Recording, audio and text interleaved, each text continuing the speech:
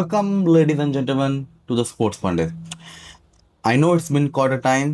बहुत समय हो चुका है हमें ये वीडियो बनाए हुए, शायद 3-4 महीने और ज़्यादा भी। बट हम वापस आ चुके हैं उसी पेस से। कुछ इमरजेंसी के कारण, कुछ सर्कमस्टेंसेस के कारण मैंने वीडियोस बनाना बंद कर दिया था, but now we are back. और आज हम बात करेंगे आने वाले सैटरडे नाइट्स मेन इवेंट और एवोल्यूशन के बारे में। My final prediction, what is gonna happen there. देखो, सबसे पहले तो बहुत ही ज़्यादा प्रॉब्लम है मुझे डब्ल्यूडब्ल्यू से आजकल, क्योंकि हर 3 हफ्ते में जो पीएलईज आ रहे हैं, we are getting PLEs in every 3 months. And to be honest, story lines build ही नहीं हो रही। स्टोरी लाइन्स बिल्ड नहीं हो रही तो क्या घंटा हम देखें, कहाँ देखें भाई, क्या देखें? कोई स्टोरी नहीं, सिर्फ मैचेस अच्छे होंगे। आई नो मैचेस अच्छे होंगे एवोल्यूशन में, तो खास करके 7 मैचेस हैं जो आई गेस समर स्लैम और रेसलमेनिया के अलावा सबसे ज़्यादा मैचेस वाला पीएलई हो चुका है। वरना मोस्ट प्रोबेबली 6 पे ही रुक जाते हैं डब्ल्यूडब्ल्यू, और सैटरडे नाइट मेन इवेंट में तो केवल 4 पे। बट इस बार तो वो भी 3 ही हैं प्री अनाउंस्ड मैचेस, अभी तक सिर्फ 3 सैटरडे नाइट मेन इवेंट के। मोस्ट प्रोबेबली शायद इस फ्राइडे कोई और मैच ऐड अप हो जाएगा, और आई डोंट थिंक और कोई मैच है ऐसा जो ऐड हो सकता है बिसाइड्स। एक जो मेरे पास ऑप्शन है वो है मे बी केरन क्रॉस और सैमी ज़ेन, और Jacob Fatu and Jimmy Uso versus Solo Sikoa, Hikuleo और टामा टोंगा टोंगा टोंगा, जो भी हैं, को जो भी जितने भी टांगा टिंगी टुंगी हैं, कोई भी शायद टैग टीम मैच हो सकता है।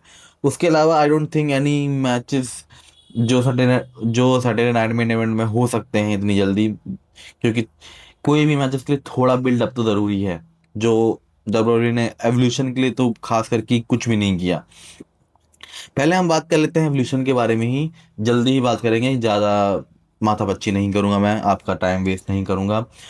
उससे पहले, अगर चैनल पर नए हो तो do subscribe to the channel, hit the bell icon, क्योंकि अब हम पक्का रेगुलरली वीडियो पोस्ट करेंगे डब्ल्यूडब्ल्यू के बारे में भी। और आज जो मैच होने वाला है रियल मैड्रिड वर्सेस पीएसजी, उसका रिव्यू भी देंगे। So get back to the video. पहला मैच है Jacy Jayne versus Jordynne grace.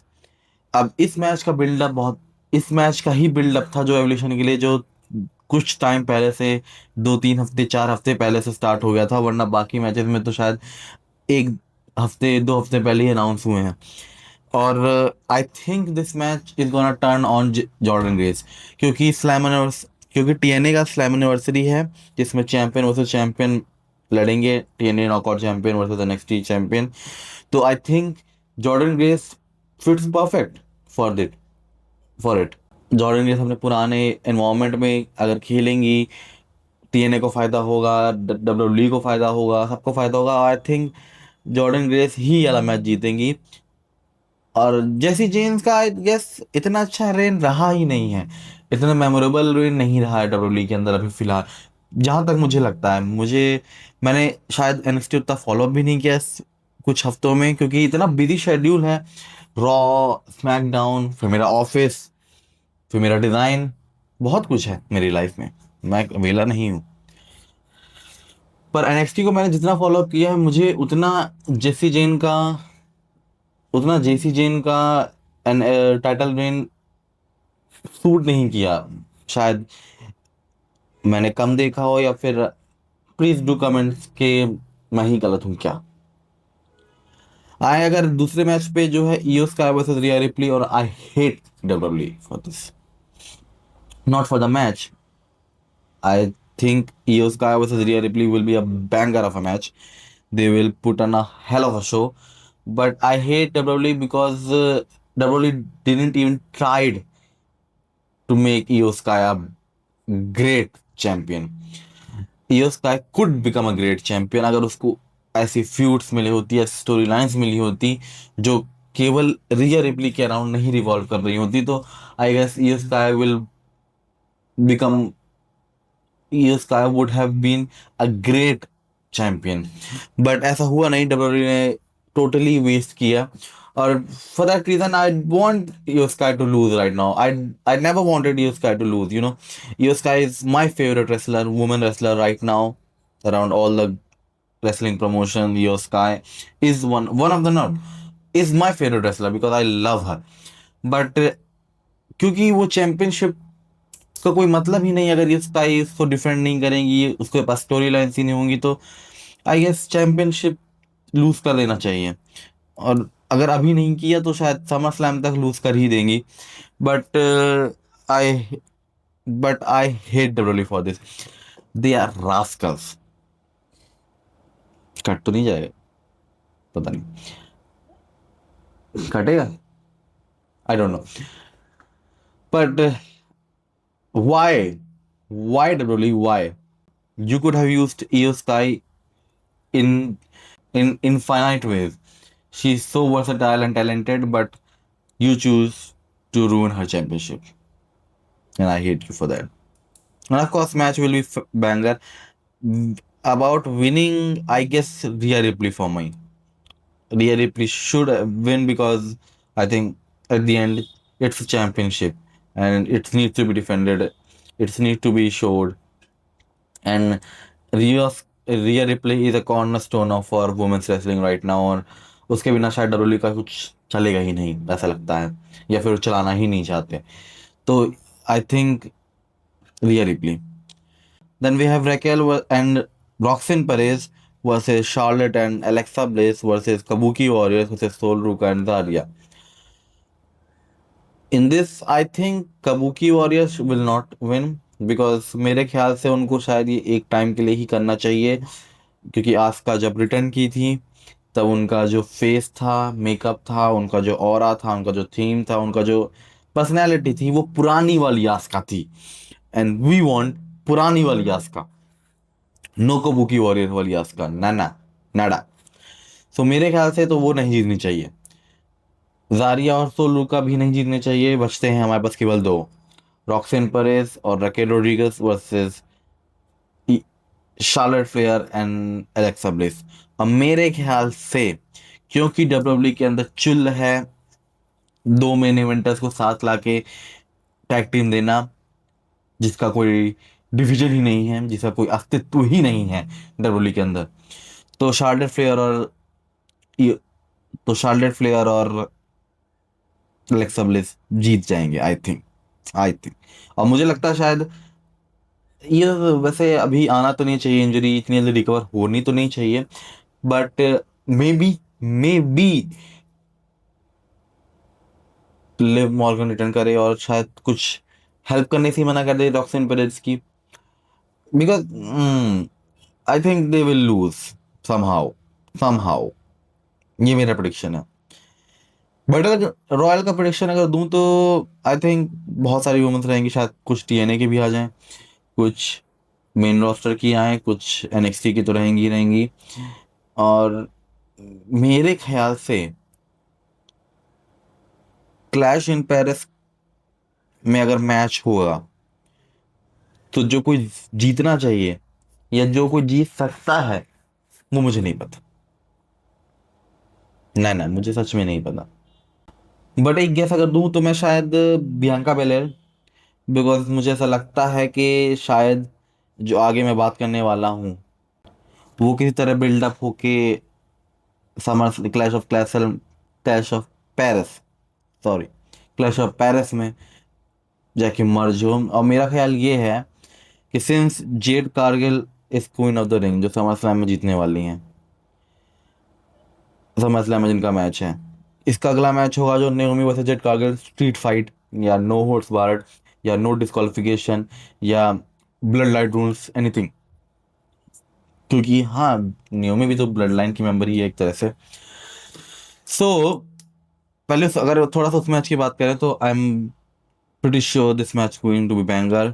और मुझे ऐसा लगता है कि इसमें जेड कारगिल जीतेगी, क्योंकि जेड कारगिल अभी क्वीन ऑफ द रिंग जीत के आई हैं, और अगर अभी वो तुरंत कोई मैच पीएलई में हार जाती हैं तो आई डोंट थिंक कि समर स्लैम में ऐसा कोई और बन पाएगा कि वो चैंपियन को हरा सके।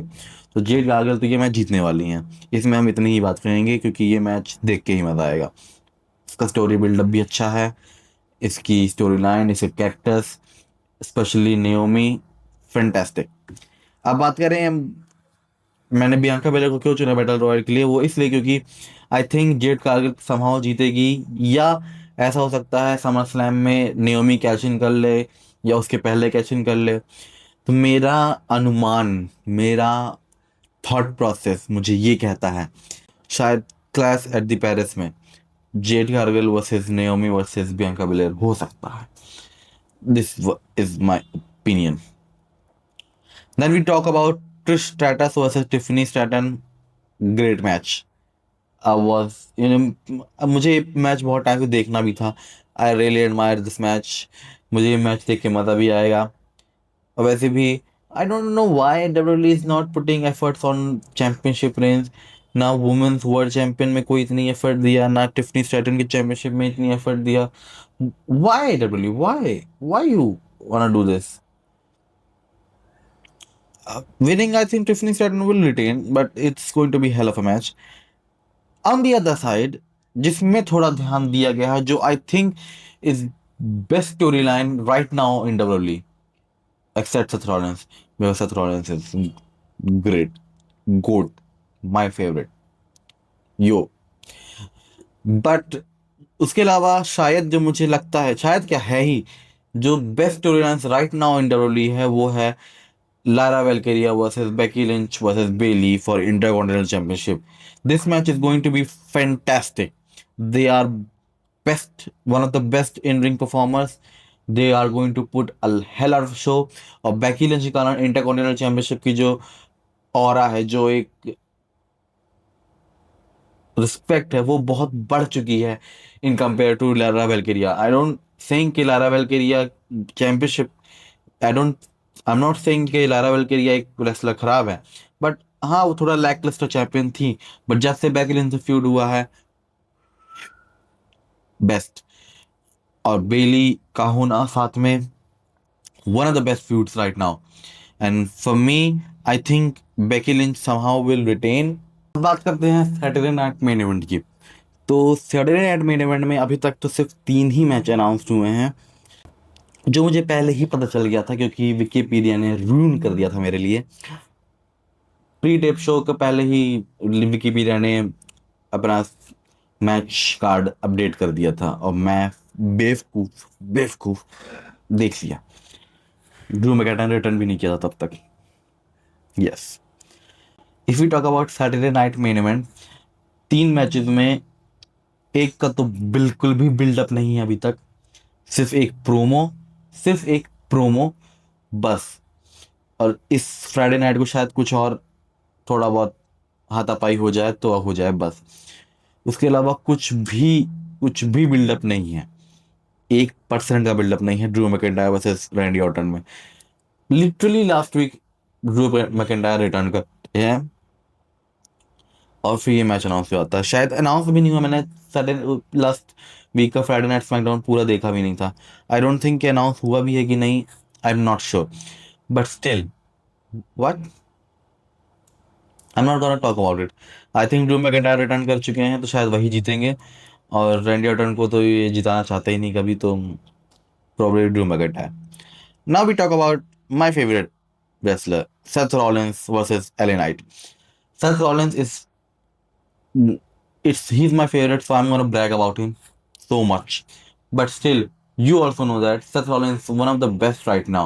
He's feuding with Cody Rhodes somehow, थोड़ा थोड़ा, CM Punk, Sami Zayn, LA Knight, थोड़ा बहुत गुंथर की झलक भी मिल चुकी है हमें एक बार। जॉन सीना से भी थोड़ा बहुत आमना सामना हो चुका है।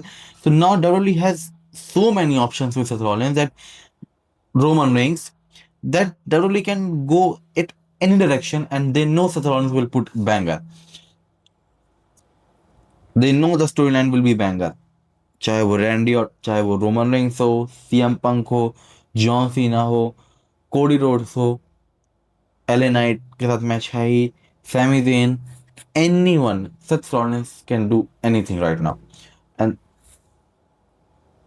and that's what's going to happen. मुझे लगता है Seth Rollins ही जीतेंगे with you know BNB security के साथ। दिमाग है मेरे पास, मैं बहुत लगा लेता हूँ।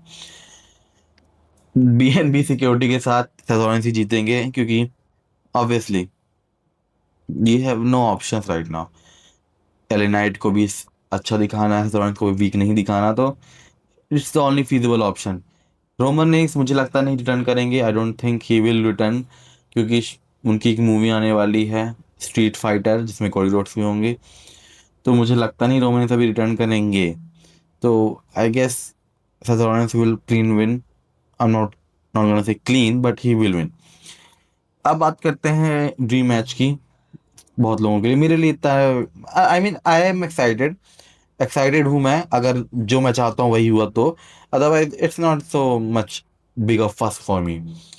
Guntha versus Goldberg, it's going to be, अगर तुम्हें लगता है कि बहुत अच्छा मैच होगा, 12-15 मिनट मस्त एकदम technical wrestling, jack hammer, sleeper hold, फलाना ढिमकाना, fucking wrong, you are wrong, so wrong, ये चूतिए हो तुम। तो आप काट देंगे हर चीज, हर चीज लिटरली। गोल्डबर्ग अपनी एज पे आ चुका है जहां वो खत्म। विंस मैकमैन नहीं होता तो शायद और पहले खत्म हो चुका होता, बट खत्म है। तो मोस्ट प्रोबेबली ये 4 से 5 मिनट का मैच होगा, जिसमें 8 मिनट टोटल मान लो, जिसमें 3-4 मिनट की एंट्री होगी दोनों की, और बाकी 4 मिनट का मैच होगा।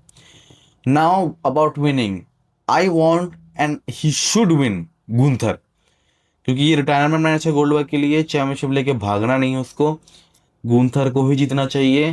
अगर गोल्डबर्ग जीता तो बहन चुद मैं ट्रिपल एच को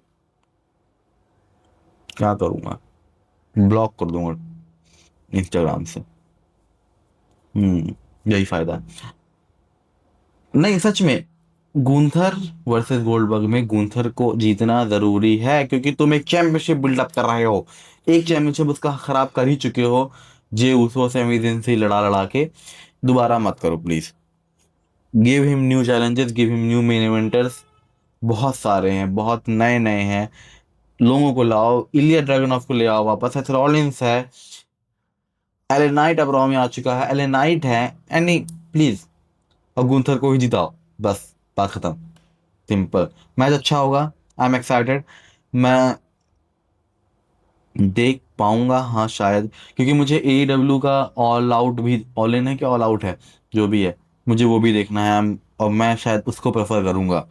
सैटरडे नाइट मेन इवेंट तो देखूंगा, एवोल्यूशन शायद नहीं देख पाऊँ, ग्रेट अमेरिकन बैश तो बिल्कुल नहीं देख पाऊंगा, जो शायद आने वाला है वो भी पता नहीं 12 जुलाई को कब तो है, ये मुझे नहीं पता डेट यार। एक तो हर 2 दिन में इतने सारे, 2 दिन के अंदर इतने सारे पीएलईज है ना, क्या बताऊं, आई एम सो कंफ्यूज।